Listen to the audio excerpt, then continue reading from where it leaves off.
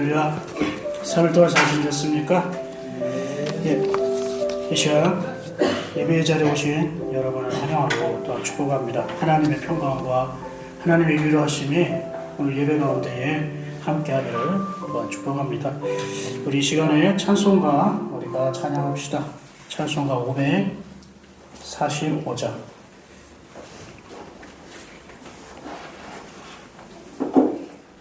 찬송가 545장. 이 눈에 아무 증거 아니 배워도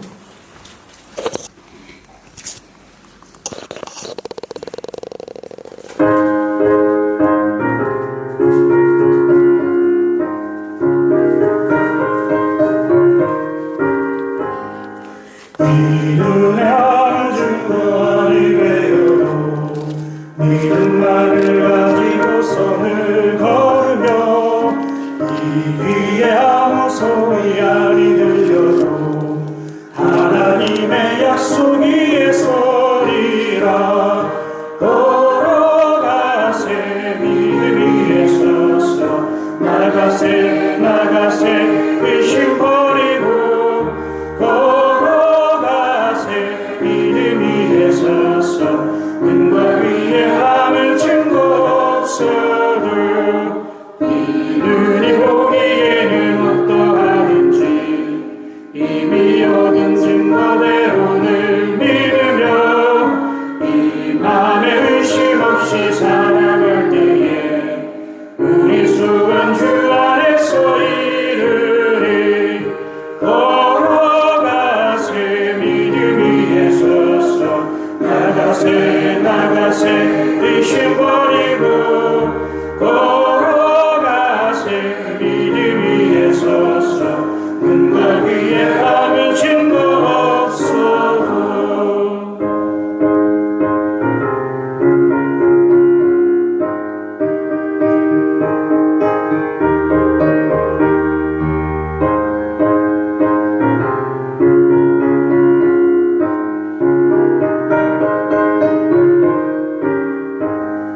주님의 목함을 두고 맹세하.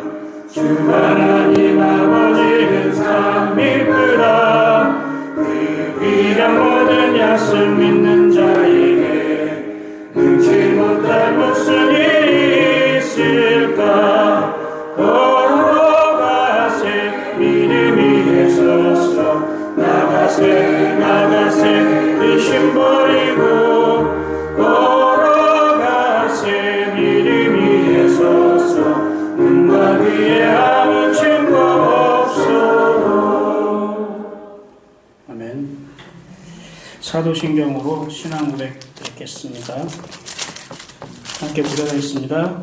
전능하사 천지를 만드신 하나님 아버지를 내가 믿사오며 그 외아들 우리 주 예수 그리스도를 믿사오니 이는 성령을 잉태하사 동정녀 마리아에게 나시고 본디오 빌라도에게 고난을 받으사 십자가에 못 박혀 죽으시고 장사한 지 사흘 만에 죽은 자 가운데서 다시 살아나시며 하늘에 오르사 전능하신 하나님 우편에 앉아 계시다가 저리로서 산자와 죽은 자를 심판하러 오시리라.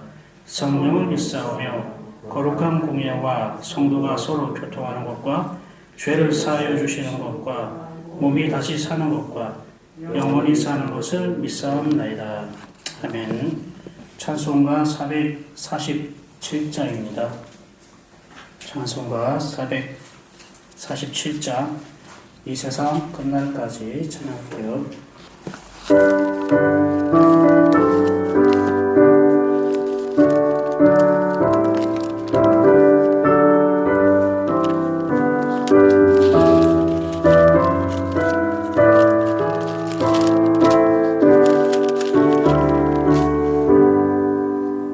이 세상 끝날까지 주 성령 살리니 내 죄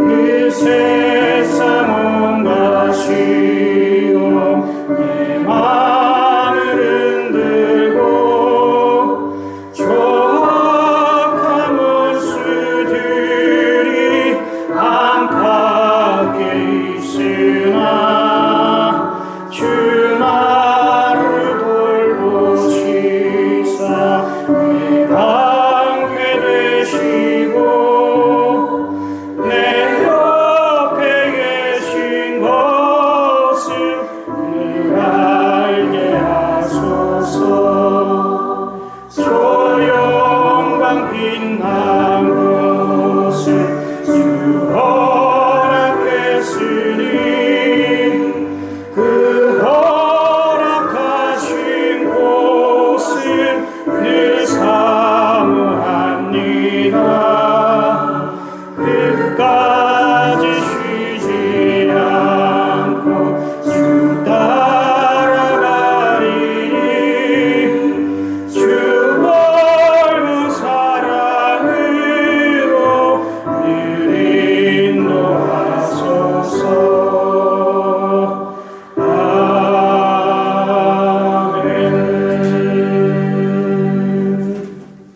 아멘. 우리가 함께할 중보 기도 내용은요, 요 교회와 성도를 위해서 기도하는 시간입니다.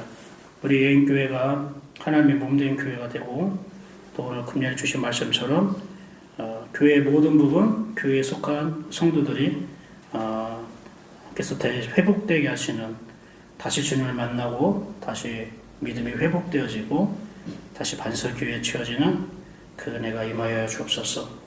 영적으로 믿음이 연약하여진 성도들에게 하나님의 믿음을 허락하시고 그들이 하나님의 말씀을 하나님의 말씀으로 받아들이고 그 하나님의 말씀에 변화되게 하여 주옵소서. 성도가 성도를 옳고 그름으로 판단하는 게 아니라 사랑으로, 긍휼로 바라볼 수 있는 눈을 달라고 기도하겠습니다. 우리가 교회와 성도를 위해서 이 시간에 함께 주님 한번 부르고요, 기도하는 시간 갖도록 하겠습니다. 다 같이 기도하겠습니다. 주님, 아버지 하나님, 이 시간에 저희들 붙들어 주시옵소서. 이 시간 저희들의 교회와 성도를 위해서 기도하는 시간을 갖습니다. 아버지 하나님, 저희 예인교회를 아버지 세워주시고 하나님 예인교회 아버지여 주인 되시는 하나님 아버지, 저희가 아버지여 교회 아버지여 머리 되시는 이 그리스도를 몸되어 살기로 원합니다. 아버지 하나님, 저희 교회를 긍휼히 여겨 주옵시고 아버지의 예인교회가 하나님의 역사하시고 살아가신 그런 교회가 되게 하여 주옵소서. 예수님이 주인 되는 교회 되게 하여 주옵소서. 아버지 하나님, 예수님의 마음과 생각이 흐르는 그런 교회가 되게 하여 주시옵소서. 아버지, 이 교회를 통해서 이 지역에 믿지 않는 영혼들의 영혼 구원이 이루어지기를 원합니다. 하나님 아버지, 이 교회를 통해서 하나님께서 이 지역에 하나님의 나라를, 하나님의 복음을 아버지 전하게 하시고 뿌려지게 하여 주시옵소서. 아버지 하나님, 아버지 이 예인교회 아버지 주님께서 세우신 그 은혜가 목적이 하나님께 뜻 가운데 이루어지게 하여 주시옵소서. 아버지 하나님, 또 우리 예인교회 속한 성도들을 붙들어 주시옵소서. 아버지, 믿음이 연약한 성도들이 있습니까? 아버지, 경제적으로 어려움을 당한 성도들이 있습니까? 아버지, 또한 아버지 여러가지 육체적인 질병과 또 여러가지 삶의 공고함 가운데 있는 아버지 영혼들이 있습니까? 하나님, 그들에게 믿음을 도와여 주옵소서. 아버지 하나님, 깊은 은혜를 체험하게 하시고 하나님 주 예수 그리스도를 바라보는 눈이 열리게 하여 주시옵소서. 아버지 하나님, 그들이 믿음으로 반응하게 하여 주시옵소서. 아버지, 육체적인 질병이 있는 자들이 하나님 예수 그리스도의 아버지 손으로 안수하여 주시고 치유하여 주시고 깨끗해 하나 받게 하여 주시옵소서. 아버지, 그리 아니실지라도 그들이 믿음이 먼저 회복되게 하여 주시고 아버지 예수 그리스도를 영으로 인격적으로 만나는 아버지 은혜가 내려지게 하여 주시옵소서.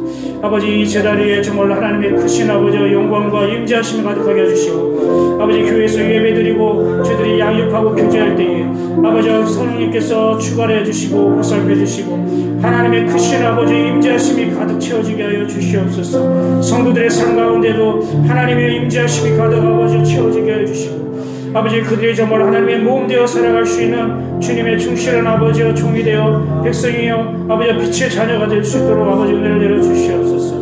아버지 하나님 아버지 그의 하나님의 말씀을 되게 해주시고 성도가 성도를 볼 때에 아버지와 공정하고 판단하는 것이 아니라 하나님의 사랑의 긍휼의 마음으로 바라볼 수 있도록 하나님 도와주시고 아버지 정말 우리가 주님을 바라보면서 오직 예수로 오직 믿음으로 아버지 오직 은혜로만 우리가 살아갈 수 있는 죄들 되시도록 도와주시옵소서. 아버지 간절히 원합니다. 하나님 감사합니다. 저희들의 이 시간 교회와 성도를 위해서 함께 기도합니다. 예인교회 세우신 하나님의 목적과 뜻이 아버지와 목회자와 함께 모든 성도가 한마음 한뜻이 되게 하여 주옵시고 주님이 가는 길에 우리가 함께 그 일에 서 있을 수 있도록 도와주시옵소서. 하나님 예인교회에 주님께서 연약하고 부족한 것이 있거든 주님께서 채워지게 하여 주옵시고 강건하게 하여 주옵소서. 모든 영혼들이 어떠한 영혼들이 들어와도 하나님의 사랑으로 넉넉한 마음으로 품고 함께 걸어갈 수 있는 교회가 되게 하시고 어머니의 품 같은 그리고 생명의 말씀이 흘러 넘치고 성령의 임재하심이 가득한 제단 되게 하여 주시옵소서. 성도를 위해서 기도합니다. 여러 가지 어려움이 있습니까? 믿음의 어려움, 영혼의 어려움이 있습니까? 재정의 어려움, 삶의 어려움이 있습니까? 또한 여러 가지 육체의 질병과 또 말 못할 여러 가지 안타까운 그런 어려움이 있습니까? 하나님 그들의 어려움을 굽어 살펴주시고 긍휼히 여겨 주시옵소서. 믿음이 없는 영혼에게 믿음을 허락하여 주시고 그들이 더욱더 하나님의 말씀을 들을 수 있는 자리로 나오게 하셔서 하나님이 공급하시는 믿음을 다 받고 누릴 수 있도록 은혜를 더하여 주옵소서. 성도가 먼저 긍휼과 사랑으로 보게 하여 주옵소서. 남을 바라보는 그 기준이 먼저 자기를 향한 잣대가 되게 하여 주옵시고 성령 하나님께서 주시는 그러한 자유함과 기쁨을 누리고 우리가 생활할 수 있도록 은혜를 더하여 주시옵소서. 하나님 우리 예인교회가 주님의 몸 되길 원합니다. 성도들이 생활 속에서 주님의 몸으로 살게 하옵소서. 우리 형상과 하나님 형상과 모양으로 지으셨는데 가정에서 일터에서 하나님 되시니 하나님의 마음과 성품이 우리 성도들을 통해서 나타내는 그 영화로운 은혜를 그 거룩한 은혜를 주님 맛보고 드리게 하여 주시옵소서. 하나님 이 시간 우리가 말씀을 듣습니다. 말씀으로 오실 하나님을 찬양합니다. 이 말씀을 듣고 마음에 큰 깨달음과 변화가 일어나게 하시고 더욱더 주님을 닮게 하실 뿐만 아니라 주님을 더욱더 사랑하는 그러한 우리가 변화가 일어나게 하여 주시옵소서. 예수 그리스도 이름으로 축복하고 기도합니다. 아멘. 하나님이 우리에게 주신 말씀은요 느헤미야 9장입니다. 느헤미야 9장 말씀인데 이게 꽤 길어요. 38절까지 다 읽을 수는 없고 1절부터 3절까지 읽고요. 그 다음에 대충 줄거리만 제가 설명드리도록 하겠습니다. 느헤미야 9장 1절부터 3절 한 목소리 읽어볼까요? 자, 시작. 그달 29날에 이스라엘 자손이 다 모여 금식하며 굵은 베옷을 입고 티끌을 부르스며 모든 이방 사람들과 절교하고 서서 자기의 죄와 조상들의 허물을 자복하고 이날에 낫 4분의 1은 그 제자리에 서서 그들의 하나님 여호와의 율법책을 낭독하고 낫 4분의 1은 죄를 자복하며 그들의 하나님 여호와께 경배하는데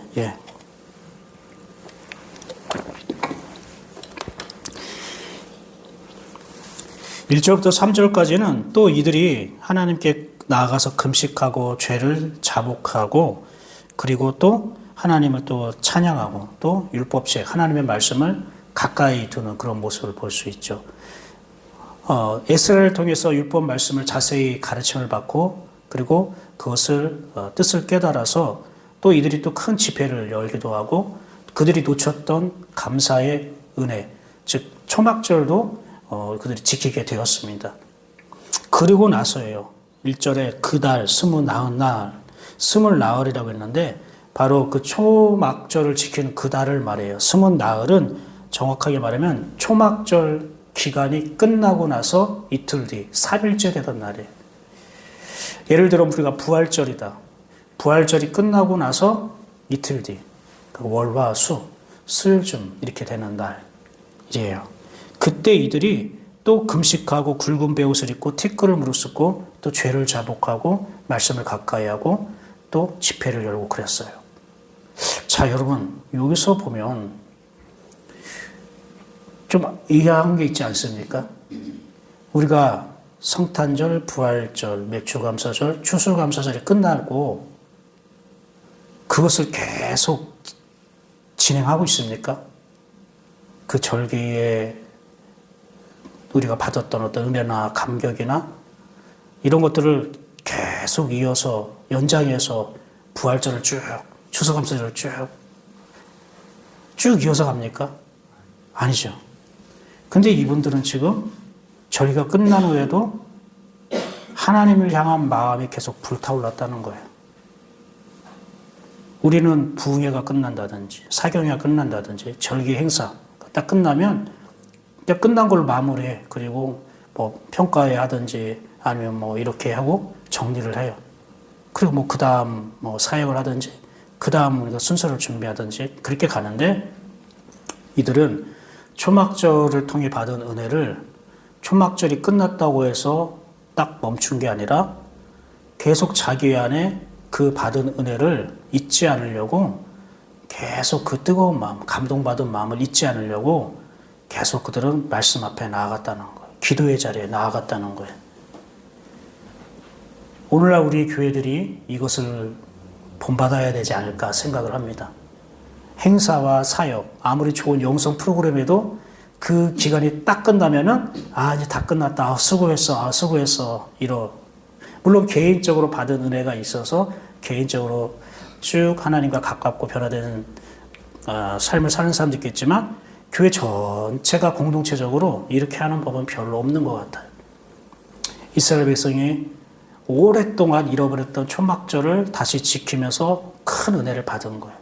큰 은혜를 받았던 거는 이제 멀게만 느껴졌던 하나님이 초막절 기간 동안에 자기 집에, 자기 초막에 찾아오신 하나님의 임재하심을 느낀 거예요. 원래 초막절은요, 초막 이 장막은 자기 자신을 말하는 거고 자기 자신 안에 하나님께서 임하길 원하십니다. 주님을 여호와 하나님을 만나길 원합니다.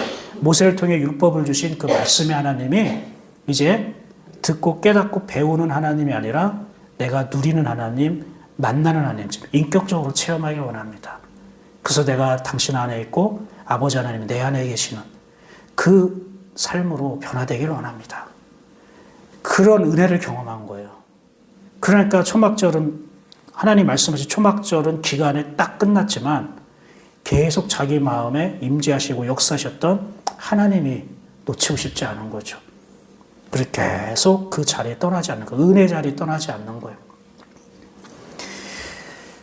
그래서 그들이 금식하고 굵은 베옷을 입고 티끌을 무릅쓰며 이게 금식하고 굵은 베옷, 티끌을 뒤집어 썼다. 이걸 무엇을 의미하냐면 이게 하나님 멀리 떠나간 하나님을 잃어버린 그런 사람들, 하나님을 잃어버린 그런 사람들을 의미하는 거예요. 그래서 내가 티끌처럼 되었습니다. 하나님을 모시고 살아갈 하나님 형상과 모양을 닮을 그 아담으로 살아가야 되는데 그 아담이 아니라 티끌이 되었습니다. 그래서 제가 계속 고백하는 겁니다. 그리고 나서 2절에 이렇게 얘기합니다. 2절 한번 읽어볼까요? 모든 이방 사람들과 절교하고 서서 자기의 죄와 조상들의 허물을 자복하고 그리고 그들이 삶에 있어서 하나님 앞에서는 1절이에요. 이게 하나님 앞에서의 태도예요. 이게 하나님 앞에서의 태도지만 2절은 이거는 이제 구체적으로 삶에 있어서의 태도예요. 이방 사람들과 절교했대요. 이방 사람들과 절교했다는 게 뭘까요? 하나님을 그동안 놓쳐버린 게 하나님을 잃어버린 것들이 하나님의 임재하심을 경험하지 못한 것이 그 그들이 이방 사람들과 가까이 지냈기 때문에 그렇다는 거예요. 이방 사람과 가까이 지냈다는 건 뭐예요? 그들의 먹고 마시고 쓰고 살아가는 것들이 좋아 보여서 나도 저렇게 살아가면 행복하겠다. 나도 저 사람들처럼 저렇게 가지고 누리고 살아가면 참 좋겠다. 그게 부러워서 따라간다는 거예요. 그러다 보니까 하나님의 말씀이 현실적으로, 실제적으로 별로 자기는 와닿지 않고 내 눈에 보이는 사람들이 살아가는 그 모습이 나에게 참 도움이 될 것 같아. 나를 참 이롭게 할 것 같아. 그러니까 그걸 보고 쫓아가니까 점점 하나님을 잃어버리게 된다는 거예요. 절교했다는 것은 사실 관계를 끊었다는 게 아닙니다. 여기서 우리가 잘 이해를 해야 돼요. 잘못하면 우리가 이웃 사람들, 직장 동료들 이런 사람들과 말도 안 하고 마주치지도 않고 인사도 안 하고 마치 끊어버리는 것처럼 그렇게 설명할 수 있는데 그게 아니고 절교하다라는 것은 히브리어 바달에서 나온 말인데 이 바달은 나누다, 분리하다, 분별하다라는 뜻이에요. 구별하다. 근데 이 바달이라는 단어는 어디서 나왔냐면 하나님의 아들이라는 단어에서 나왔어요. 그러니까 왜 우리가 분리되고 왜 세상 사람과 구별되어지고 왜 우리가 분별된 삶을 살아야 됩니까? 하나님의 아들이기 때문에 하나님의 아들로서 사는 삶은 세상 사람들과 분리될 수밖에 없어. 구별될 수밖에 없어. 어떤 게 구별되고 분리돼요? 어떤 세상 사람이 아파트에 살면 우리는 초가집에서 살아야 됩니까? 아니잖아요. 그렇죠? 겉의 모습은 똑같아요. 직장도 똑같은 데도 아니고 사는 것도 똑같고 이 세상에서 경험하고 누리고 있는 것도 다 똑같아요. 그러니까 뭐가 다르냐? 이 내면이 다르다는 거예요. 생각하고 인생을 방향과 목적이 다르다는 거예요. 세상 사람들이 먹고 마시고 돈을 모으는 목적이 자기 인생의 행복과 어떠면 자기 인생의 만족과 어쩌면 출세 이것을 위해서 했다면 우리가 먹고 마시고 성공해야 되는 이유는 그만큼 하나님이 나를 통해 하나님의 복음이 하나님의 사랑이 전해지기 위해서 하나님의 목적이라는 거예요. 세상은 자기 자신이 목적이라면 하나님의 자녀들은 하나님의 목적이라는 거예요. 뭐가요? 먹고 마시고 살고 우리가 돈 벌고 우리가 하는 이유 모든 이유가 이게 다르다는 걸 말하는 거예요. 이게 다르면 너는 하나님의 자녀다. 그래서 바달 나누고 우리가 구별돼야 된다는 거예요. 그러니까 하나님 앞에서 내 자신이 어떤 하나님의 임재하심을 누려 초막절기를 통해 하나님의 은혜를 맛보고 하나님을 만나고 하나님의 임재하심이 있으면 우리는 더욱더 주님 앞에서 주님을 경외하게 되고 내가 정말 아무것도 아닌 보잘것없는 존재라는 것이 더 극명하게 드러나는 거예요. 자주 듣는 얘기지만 빛이 강할수록 그림자도 진하게 나타나는 것처럼 하나님의 임재하심이 강하면 강할수록 가까우면 가까울수록 오히려 우리가 막 기뻐하고 즐거워하는 것도 있겠지만 내가 이렇게 참 못났네. 참 이렇게 대책이 없네. 참 내가 이렇게 이런 은혜도 받을 정도로 내가 참 어둠이 이렇게 가진 사람이네. 이걸 알게 된다는 거예요. 그래서 빛에 의해서 우리가 겸손해지는 거지 다른 사람이 책망하고 지적해가지고 우리가 교만해지는 게 아니라는 거예요. 겸손해지는 게 아니라는 거예요.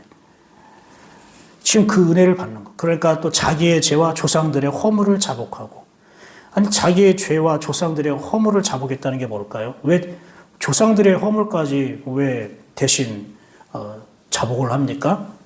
이걸 잘 이해해야 돼요. 조상들의 지은 죄를 우리가 대신 용서해달라고 해서 하는 게 아니라 그 조상들이 갖고 있는 하나님을 떠나고 하나님을 벗어난 그 모든 습관이나 어떤 그런 태도가 지금 자기들에게도 동일하게 흐르고 있다는 걸 고백하는 거지. 엄마, 아빠, 할머니, 할아버지가 지은 죄를 용서해 주세요.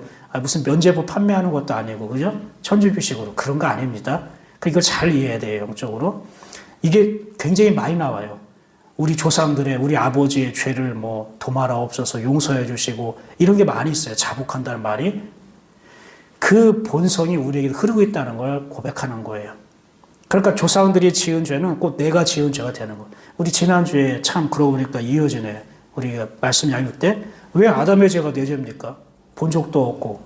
근데 나는 그렇게 선악과를 따먹은 적도 없고 그렇지만 그 죄의 본성이라는 거예요. 아담이 갖고 있던 그 죄의 본성이 우리는 아담을 만나지도 않고 선악과를 먹어진 적 없지만 똑같이 있다는 거예요.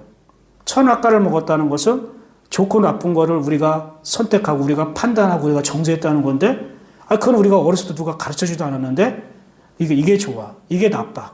우리 스스로는 다 어렸을 때부터 그렇게 살아왔단 말이에요. 근데 이게 어디서 온 거야?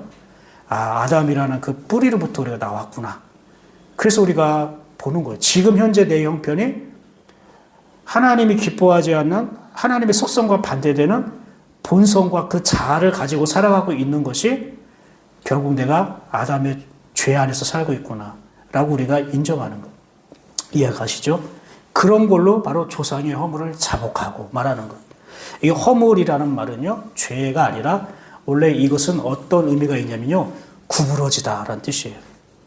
구부러지다. 자, 보세요. 여러 의미가 있어요. 구부러지는 게 옆으로 이렇게 휘어지고 구부러지는 거 있어요. 근데 벗어나겠죠?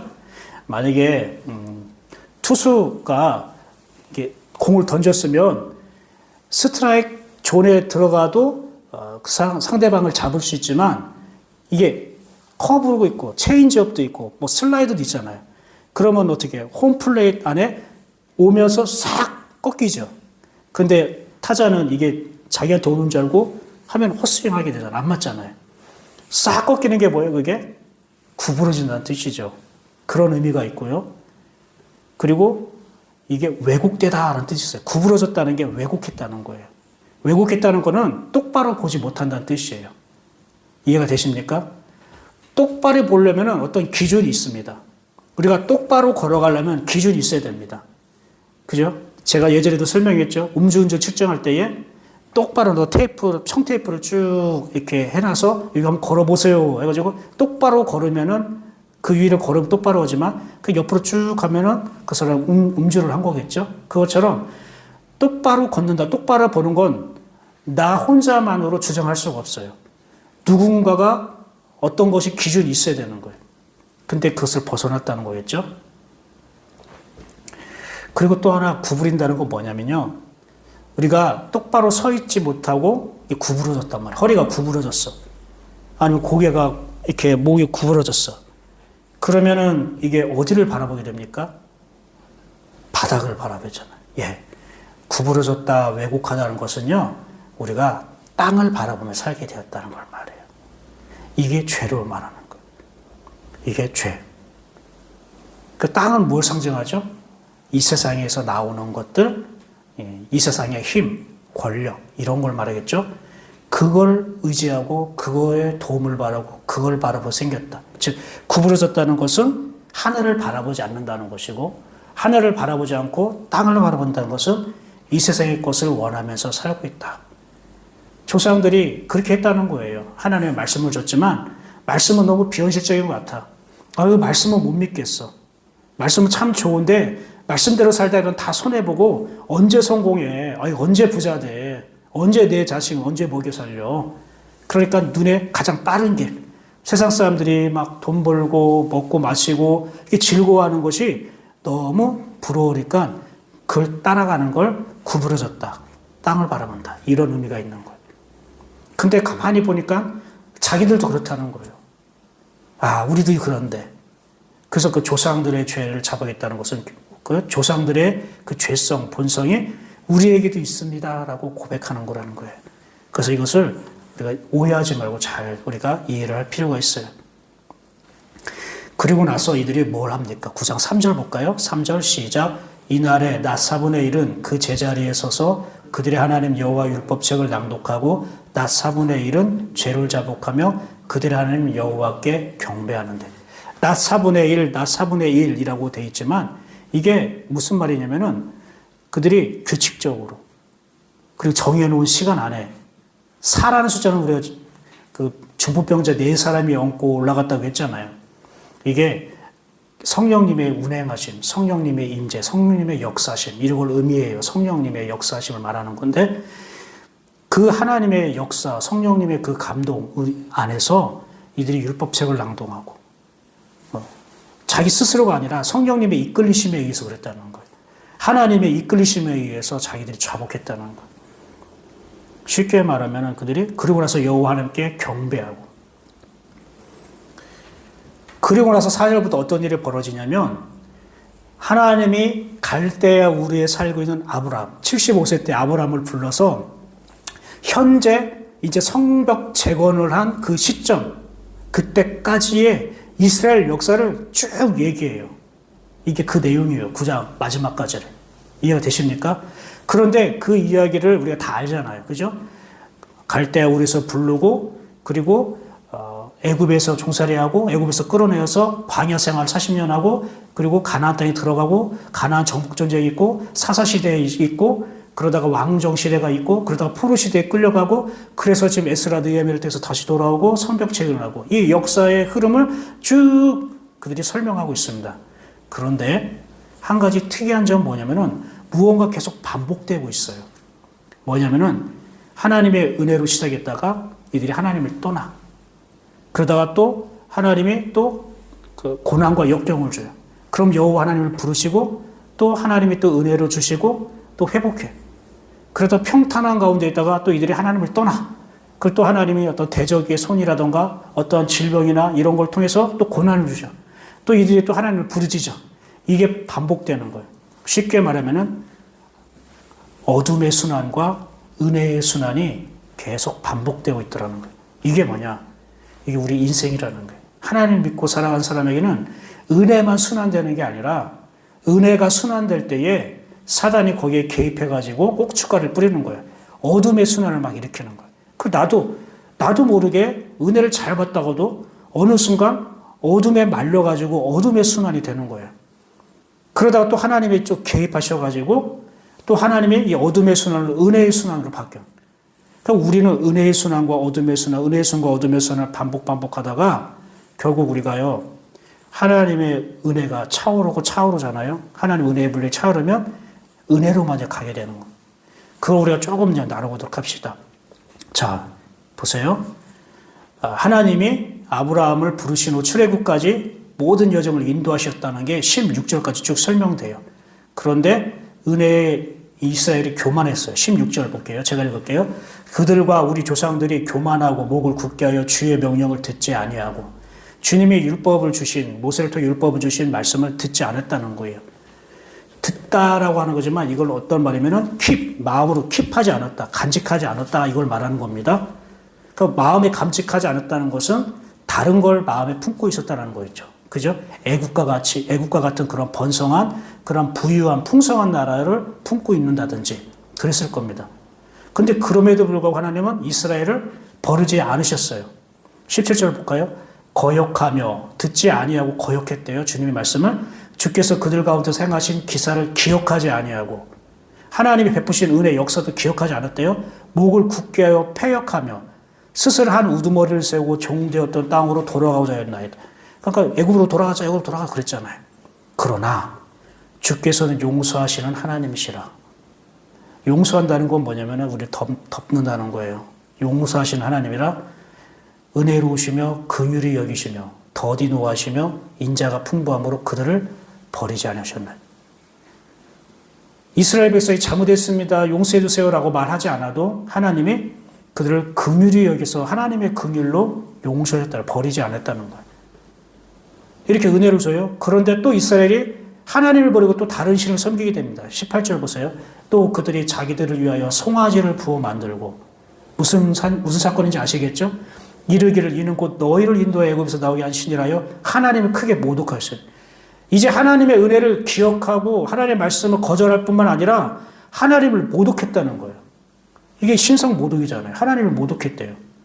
그런데 또 하나님은 또 어떻게 했을까요? 19절 보세요. 주께서는 주의 크신 긍휼로 그들을 광야에 버리지 아니하시고. 뭐가 나오죠? 어떤 주의 크신 뭐가요? 긍휼이 나오죠. 18절도 보세요. 17절도 보세요. 마지막 하나님은 용서하신 하나님이라 은혜로우시며 긍휼히 여기시며, 또 긍휼이 나오죠. 예, 긍휼 빨간색 동그라미. 19절도 긍휼 빨간색 동그라미. 버리지 아니하고. 우리를 하나님이 버리지 않는 이유는 긍휼이라는 거예요. 우리가 회개하면은 이제 앞으로 잘할게요 다짐하고 우리가 찬송하고 막 기도하고 그럼 우리가 하나님 안 버릴 거라고 생각하지만 그게 아니라 하나님의 긍휼이 우리를 버리지 않게 하는 거예요. 그러니까 우리의 신앙적인 열심, 우리가 믿음으로 반응하는 태도보다 하나님의 긍휼이 더 크다는 걸 말하는 거예요. 그래서 낮에는 구름기둥, 그들에게서 떠나지 아니하고 길을 인도하며 밤에는 불기둥이 그들이 갈 길을 비추게 하셨사오. 이게 뭐냐면은 그 전보다 더 큰 은혜를 주셨다는 거예요. 그전에는 낮에는 구름기둥, 밤에는 불기둥으로 인도하지 않았는데 더 하나님을 모독하고 이렇게 나아갔음에도 불구하고 송아지를 하나님이라고 하면서까지 하나님을 정말로 무시하고 하나님을 가볍게 취급했음에도 불구하고 하나님이 그래? 그럼 내가 더 큰 은혜를 줄게. 죄가 있는 곳에 은혜가 크다고 한 것처럼 더 큰 은혜를 준 거예요. 그리고 나서 9장 20절 보세요. 또 주의 선한 영을 주사 그들을 가르치시며 주의 만나가 그들의 입에서 끊어지지 않게 하시고 그들의 목마를 위하여 그들의 물을 주어 40년 동안 들에서 기르시며 부족함이 없게 하심으로 그 옷이 헤어지지 아니하였고 발에 부르트지 아니었사오며 40년 동안 하나님께 은혜를 줬다는 거예요. 그렇게 하나님의 긍휼로 있는 이게 긍휼의 뭐예요? 흔적이에요. 하나님의 긍휼이 이렇게 나타나는구나 이거예요.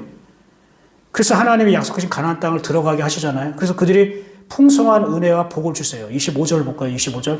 그들이 견고한 성읍들과 기름진 땅을 점령하고 모든 아름다운 물건이 가득한 집과 판 우물과 포도원과 감람원과 허다한 과목을 차지하여 배불리 먹어 살찌고 주의 큰 복을 즐겨 싸우며. 봐요. 하나님이요 40년 동안 긍휼로서 은혜로서 구름기둥 불기둥으로 인도하시고 다 먹이시고 다 입혀주시고 그리고 하나님 약속하신 가나안 땅까지 들어가게 하시고 배불리 하셨대요. 풍성하게 주님께서 채우셨대요. 아 그러면 하나님을 경배하고 하나님의 뜻대로 살만한 거 아닙니까? 하나님을 믿고 하나님을 정말로 따라갈 만하지 않습니까? 근데 또 그렇지 않아요. 26절 보세요. 그들은 순종하지 아니하고 봐요. 배불리 먹어 살찌고 주의 큰 복을 즐겨 싸우나 그런데 그들은 순종하지 아니하고. 아니 이러면 안 되잖아요. 배불리 먹어 살찌고 주의 큰 복을 즐겨 싸우니 그들은 순종하였더라. 이게 행복한 결말, 해피엔딩이 돼야 되는 거 아니야? 아니 이스라엘에서는 항상 해피엔딩이 아니야. 불행은 뭐지? 언해피라고나 뭐라고 하지? 아 왜 이래? 나보다 더 나쁜 놈 같은데. 그래요. 순종하지 아니하고 또 주를 거역하고 주의 율법을 등졌대. 와, 주께로 돌아오기를 권면한 선지자를 이제 죽였대. 설교하는 목사님, 선교사님, 전도사님을 그냥 죽였대. 야, 하나님 말씀 전하지 마. 양심에 찔리잖아. 막 이러면서 더 이상 전하지 마. 이렇게 그 입을 봉해버렸대요. 그러니까 말씀을 몰래 했다는 거죠. 그죠? 설교를 못하게 막았다는 거는 말씀을 듣지 않겠다는 거, 말씀과 무관한 삶을 살고 자기 마음, 자기 뜻대로 살겠다는 거죠. 여러분, 말씀을 내가 잘 받아들이지 않고 말씀을 미워하면 말씀을 전하는 사람들도 미워하게 되는 것. 똑같아요, 이게. 내가 은혜를 받지 못하고 은혜를 사모하지 않잖아요? 은혜를 내가 기다리거나 갈급하지 않잖아요? 그러면은 은혜를 받는 사람도 미워하게 되는 거예요. 이게 영적인 거예요. 괜히 은혜 받는 사람 미워하는 거예요. 개인적으로는 원한도 없고 저 사람이 미워한 것도 없는데 하나님께 은혜 받는다고 괜히 기분 나쁜 거예요. 괜히 내가 잘하고 싶지 않은 거고 가까이 하고 싶지 않은 거예요. 근데 그게 여러분 어떤 비밀이 있는 줄 아십니까? 그게 미워하는 게 아니에요. 그게 자기 영이 악한 영이 두려워하는 거예요.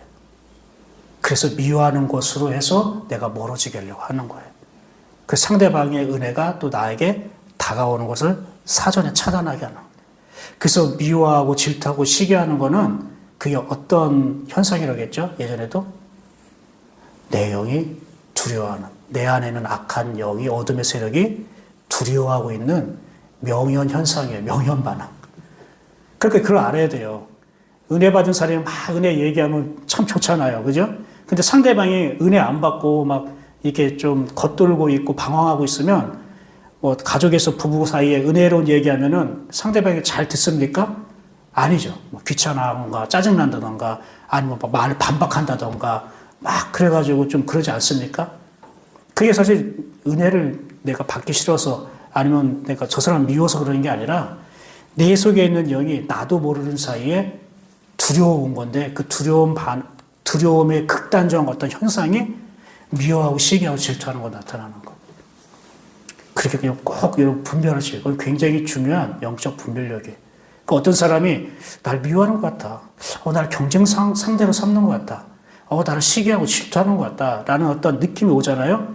그럼 저 사람 날 미워하는 게 아니라 저 사람 속에 있는 영이 내 영을, 하나님의 영을 두려워하는 거구나. 그렇게 느끼시고 그렇게 기도해야 됩니다. 그게 화살기도라고 하는 거예요. 정확하게 그 영혼의 실체를 파악해서 그 영혼에게 딱 맞는 기도를 하는 걸 화살기도라고 그렇게 영적으로 얘기를 합니다.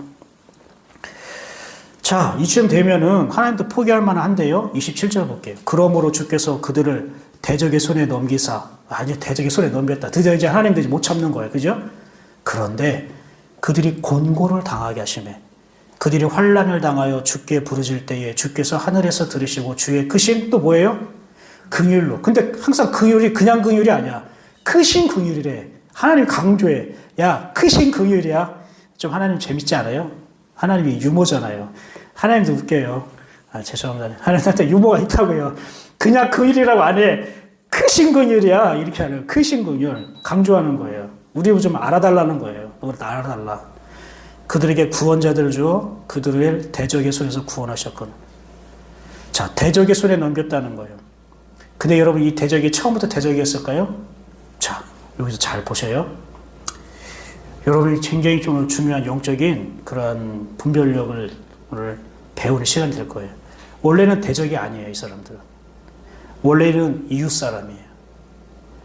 이스라엘 백성들의 여러 가나안 민족들은 원래 이웃 사람, 우리 이웃집 사람, 아니면 나랑 거래처 사람, 직장 동료, 뭐 같은 성도 이럴 수도 있는 거예요. 아시겠습니까? 그러니까 내가 알고 있는 지인들, 사람들이란 말이에요. 그런데 이스라엘 백성이 하나님을 떠나니까 나랑 같이 있었던 이웃이라고 생각했던 사람이 나의 뭐가 된 거예요? 대적이 돼버리는 거예요. 공격이 돼버리는 거예요. 그들이 나를 공격하고 무시하고 달려드는 거예요. 그러니까 여러분이 만약에 좋은 관계였는데 갑자기 이유 없이 나를 굉장히 대적하게 되고 굉장히 나를 공격하게 되고 굉장히 말로도 좀 나에게 굉장히 뭐라 막 하고 왜 나를 또 원수로 보는 거죠? 왜 저렇게 저 사람이 나한테 갑자기 저러지? 라고 했다면 둘 중에 하나예요. 사단으로부터 왔든지 하나님부터 왔든지. 사단으로부터 왔던 건 뭘까? 내가 더 이상 은혜 받은 것을 빼앗으려고. 그죠? 말씀의 씨가 떨어졌는데 그건 새들이 와서 쪼아먹은 것처럼 그런 걸로 우리를 내 은혜 받은 말씀을 뺏어가려고 하는 것도 있고 또 하나는 내가 하나님을 멀리하니까 하나님을 내가 쫓아가지 않으니까 하나님을 내 마음에 두지 않고 살아가니까 하나님이 내 주변에 있는 사람들을 통해서 나를 공격하도록 허용한 거예요. 그래서 여러분이 이 두 가지를 잘 생각해요.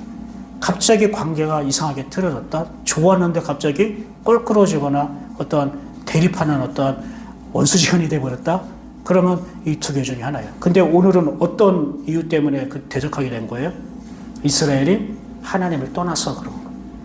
그러니까 우리가 하나님을 멀리하고 은혜를 잃어버리고 은혜를 무시하고 교만해지면 갑자기 관계도 이상해지는 거예요. 그러니까 알라고 좀 분별 좀 하라고 그부터 사인을 보내시는 거예요. 근데 우리는 하나님께 돌아가진 않고 나의 교만을 용서해달라고 하나님께 겸손히 나아가서 회개하는 게 아니라 하나님 내 관계를 좋게 해주세요. 저 사람 변화시켜 주세요. 우리가 지금 이렇게 잘못된 기도를 하면 안 되겠죠. 예. 이스라엘 백성을 대적들의 손에 넘긴 것이 마치 우리가 하나님이 징계하고 벌 주는 것 같아요. 겉으로 볼 때는. 근데 사실 그것 또한 하나님의 사랑과 뭐예요? 크신 긍휼이라고 말하고 있어요. 왜요? 너희가 지금 환난과 공고함을 당하지 않으면 이제 하나님을 찾지 않을 만큼 너무 멀리 떨어져 있어. 너희들 스스로 말씀의 자리, 기도의 자리, 은혜의 자리로 오지 못할 만큼 너무 영적으로 무감해졌고 너무 교만해졌어. 그럼 내버려두면 끝나는 거야. 근데 하나님 포기하지 않고 버리지 않는다고 했잖아요. 그러니까 대적들을, 이웃들을 통해서 자극을 줌으로 인해서 억지로 해도 하나님 구하고 찾고 부르짖게 만드신 거예요. 그래서 하나님 크신 긍휼이라는 거예요. 그러니까 긍휼이라고 해서 배려, 사랑, 뭐 이렇게 덮어주시는 것 이것만 있는 게 아니라 긍휼 가운데에는 나를 어떻게 해요? 억지로라도 하나님의 있는 자리로 끌고 오게끔 공고한 환난을 역경을 주시는 것도 하나님의 긍휼의 모습이라는 걸 알아야 돼야 돼. 우리는 하나님의 긍휼을 사랑하면 따뜻하고 잔잔하고 부드럽고 이런 것만 생각하잖아요. 그거는 어린아이 같은 신앙일 때 그래요. 영적인 비밀이나 이런 것을 모르실 때, 하나님의 세계에 대해서 모를 때. 근데 하나님의 신령한 은혜와 말씀을 맛보고 경험했던 사람, 임마누엘 하나님, 내 삶에 임재하신 그 하나님, 또 하나님의 음성을 듣고 반응하고 또 그분과 함께 걸어갔던 경험이 있는 사람이 만약에 타락을 했다, 멀리 떨어졌다. 그럼 하나님은 내 주변의 환경, 이웃도 사람들을 통해서 어지럽게 만드는. 그래서 하나님 앞에 한 걸음 한 걸음 갖고 오도록. 쉽게 하나님이 우리 멱살 잡고 끌고 오는 거예요. 말씀의 자리로. 내가 네 멱살 잡고 머리끄레기 잡고라도 내가 내 아버지 하나님 그 집에 내가 너를 꼭 내가 앉힐 거야. 내가 내 앞에 두게 할 거야. 이것도 하나님의 긍휼이라고 설명하고 있는 거예요. 그럼 이제 정신 차리고, 이 정도 정신 차리고, 하나님이 머리채 잡고 끌고 왔으면 이제 정신 차려야죠. 그죠?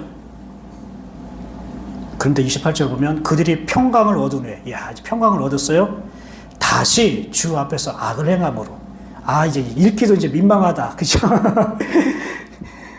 아니, 느헤미야가 이 느헤미야를 썼을 때 얼마나 하나님께 민망하고 죄송스러울까. 그죠? 물론 자기 조상들의 역사지만 자기들 그랬다는 건데, 이거 한자 한자 써내야 할 거 아닙니까? 성령의 감동에서 지금 느헤미야가 기록한 거 아닙니까? 그러니까 이거 반복되어진 이 악의 순환, 어둠의 순환이 반복되어진 걸 보고 정말 하나님께 죄송하고 눈물 흘려가면서 아마 펜을 들었을 것 같은 생각이 들어요.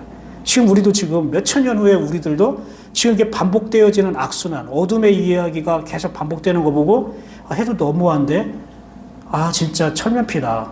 진짜 부끄럽다. 우리 스스로 이렇게 생각되지 않습니까? 그러므로 그들을 원수들의 손에 버려서, 이제 원수들의 손에 버려둬서 원수들에게 지배를 당하게 하시고, 그들이 돌이켜 주께 부르짖음에 주께서 하늘에서 들으시고 여러 번 주의 긍휼로 건너시고, 또 해보세요. 또 여러 번 주의 긍휼로 건져내시고. 그러니까 이스라엘 역사 속에는요, 악의 역사가 있고 긍휼의 역사가 있는 거예요. 어둠의 순환이 있고요, 긍휼의 순환. 그 긍휼이 하나님의 은혜입니다.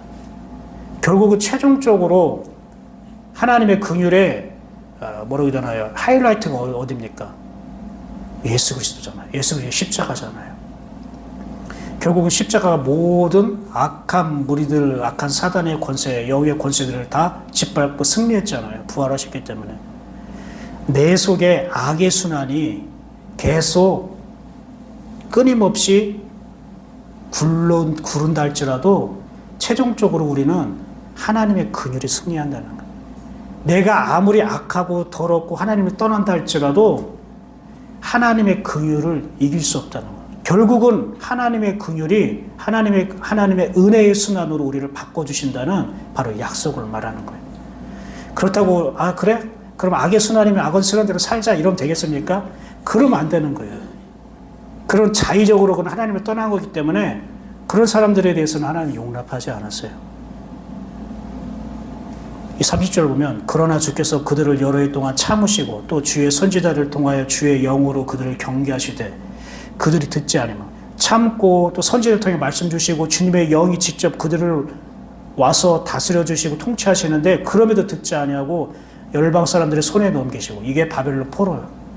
31절 한번 읽어볼까요? 같이 31절 시작. 주의 크신 긍휼로 그들을 아주 멸하지 아니하시며 버리지도 아니하셨사오니 주는 은혜로우시고 불쌍히 여기신 하나님이시라. 보세요. 주의 크신, 또 강조하잖아요. 주의 크신 긍휼로. 와, 이 정도면 진짜 내 자식이라도 너 그럴 거면 나가 살아, 호접하 이럴 텐데 하나님 보세요. 긍휼이잖아요. 근데 우리가 예수를 영접했다는 건 그분의 긍휼이 내 안에 들어갔다는 거예요. 사랑하는 우리 성도님, 우리 자녀들이 이 이스라엘 백성처럼 교만하고 건방져서 부모님 말씀에 순종도 하지 않고 하나님 앞에 무릎 꿇고 나오지 않을지언정 주의 긍휼이 먼저 작동하기를 바랍니다. 그래서 그런 거예요. 옳고 그름이 아니라 좋고 나쁜 것으로 우리가 보는 게 아니라 하나님의 사랑이냐 아니냐, 긍휼이 아니냐 이거부터 우리가 점검해야 된다고 말한 거예요. 그래 이스라엘 역사를 이렇게 하나님의 은혜, 불순종, 그리고 또 긍휼, 또 평강, 또 불순종, 죄, 또 하나님의 긍휼, 또 평강, 이게 계속 반복되는 거예요. 그러나 인간의 죄악보다 하나님의 긍휼이 더 위대합니다. 그러니까 여러분의 죄악, 나같이 참 믿음도 없고 잘 믿지도 못하고 참 교만하고 이게 강하고 고집세고 이래서 이걸로 눌리지 마십시오. 이게 속는 겁니다. 이게 나지만 이거예요. 이게 아까 있잖아요. 굵은 베옷을 입고 그 흙을 뒤집어 쓰고 한다는 것이 저는 이런 존재지만 하고 인정하는 거예요. 그냥. 그러나 하나님의 긍휼이 이 모든 것을 다 덮습니다. 그래서 저는 제 자신을 보지 않고 하나님의 긍휼을 보겠습니다. 제 자녀들, 우리 성도들을 볼 때에 그들의 잘잘못을 내가 보지 않고 그들의 임하실 하나님의 긍휼을 제가 위해서 기도하고 긍휼을 위해서 하겠습니다. 그래서 중보기도가 되게 중요합니다. 그게 하나님의 긍휼로 사실 성도들을 위해서, 교회를 위해서 기도하는 거거든요. 그게 굉장한 겁니다. 그래서 우리가 하나님의 긍휼을 당연히 여기면 안 돼요. 왜 그러냐면요.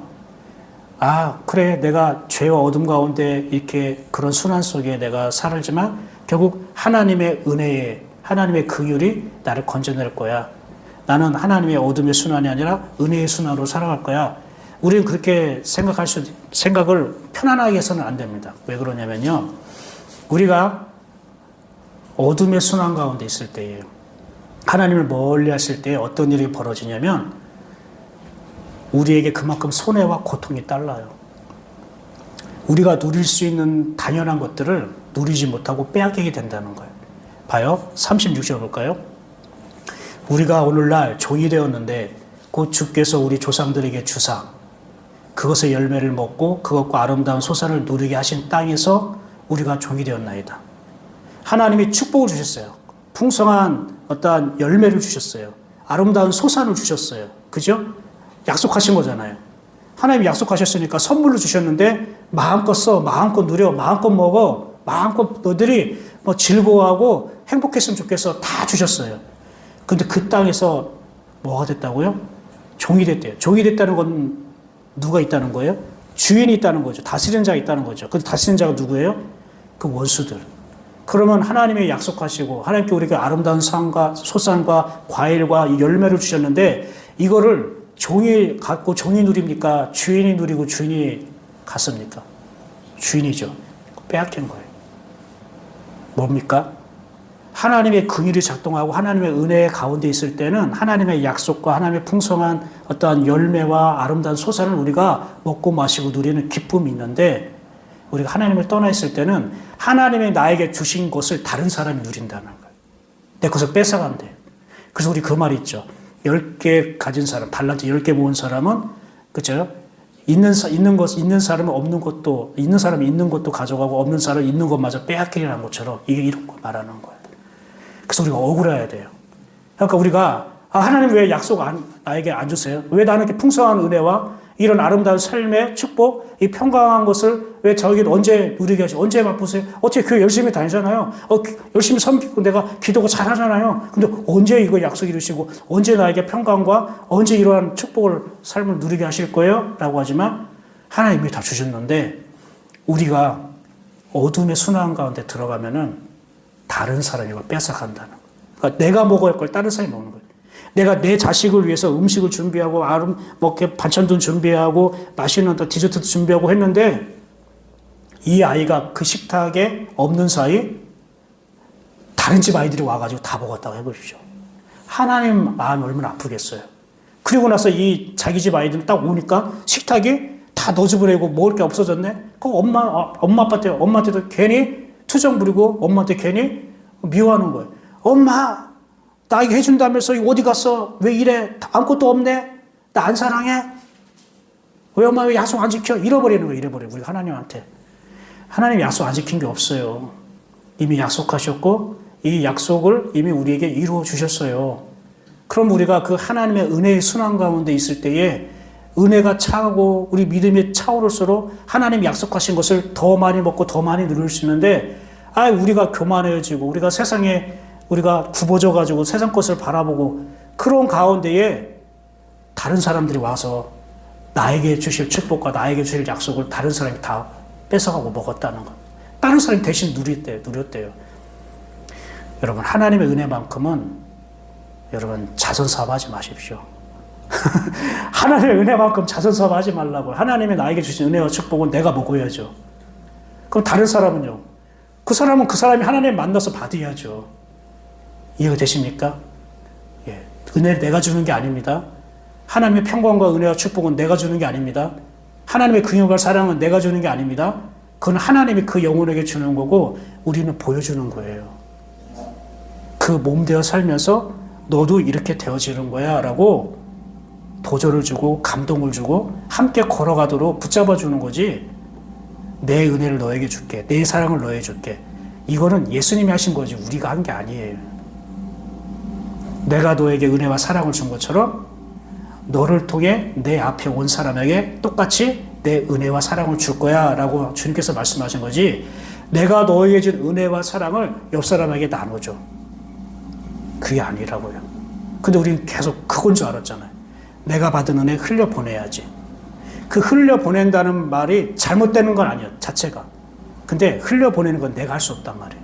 그러니까 내가 하나님께 받은 은혜와 그런 말씀과 사랑을 내가 나눠줘야지. 내가 흘려보내는 것 자체가 하나님이 원하시는 모습이 아니에요.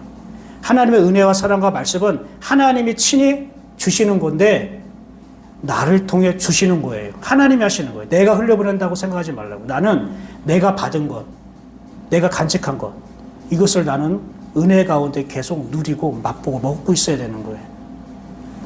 이것을 여러분에게 쭉 구별하면서 사랑하는 여러분, 혹시 어둠의 순환 가운데 있어서 안타깝게 하나님 주신 축복이나 은혜마저 빼앗긴 그런 안타까움, 억울함이 있지 않겠습니까?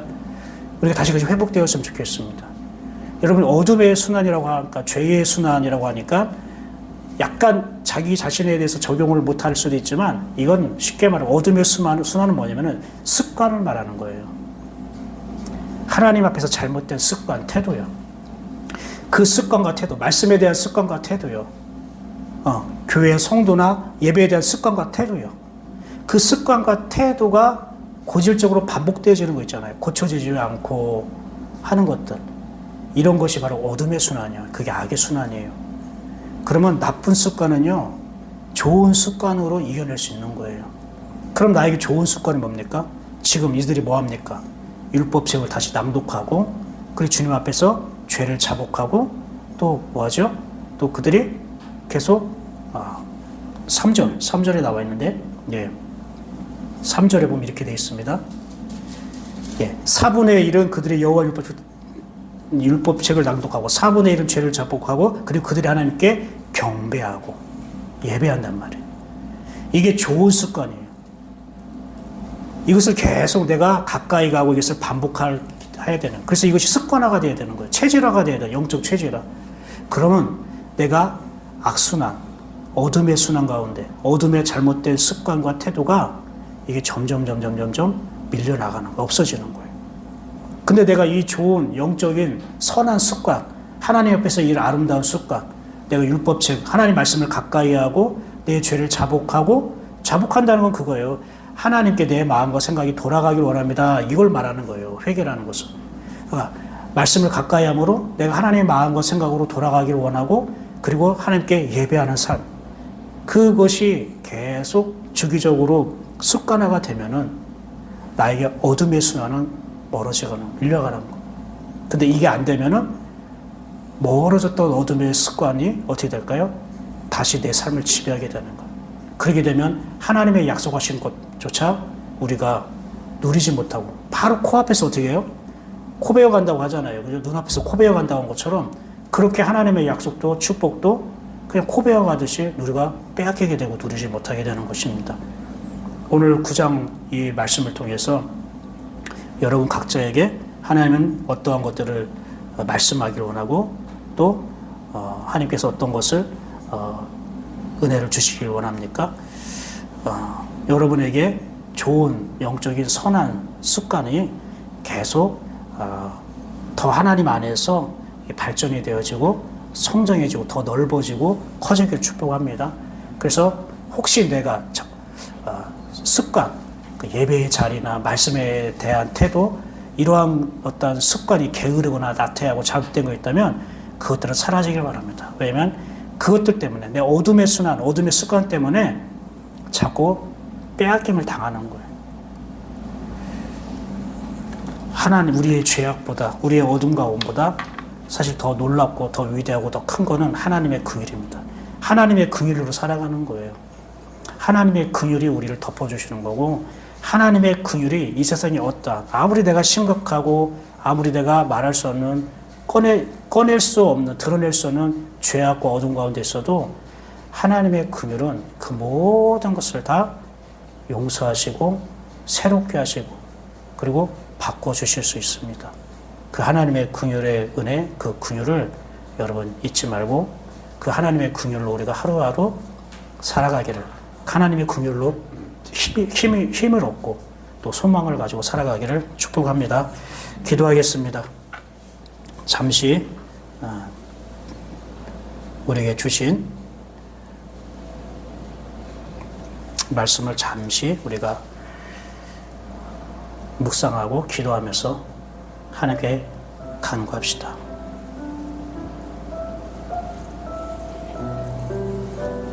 아버지 하나님,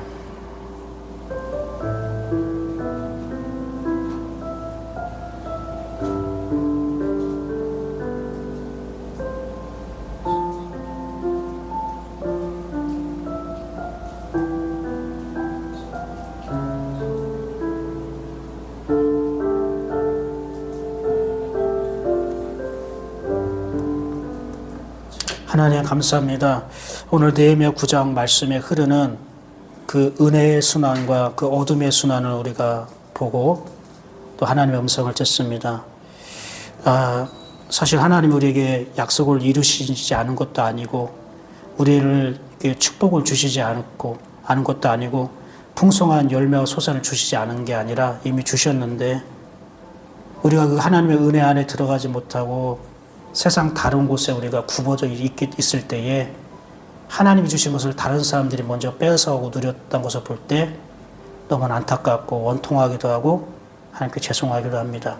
하나님, 우리가 혹시 어둠의 습관과 순환 가운데 묶여 있다면 이걸 풀어주시고 하나님의 그 긍휼하심으로 인해 다시 그 은혜의 순환 가운데 우리가 들어갈 수 있도록 우리를 이끌어 주옵소서. 하나님, 또한 내가 아무리 미련하고 정말로 부족하고 연약하고 대책이 없는 그러한 존재라 할지라도 나의 죄의 깊이보다 하나님의 그 긍휼이 더 크고 위대함을 다시 한번 우리가 깨닫게 됩니다.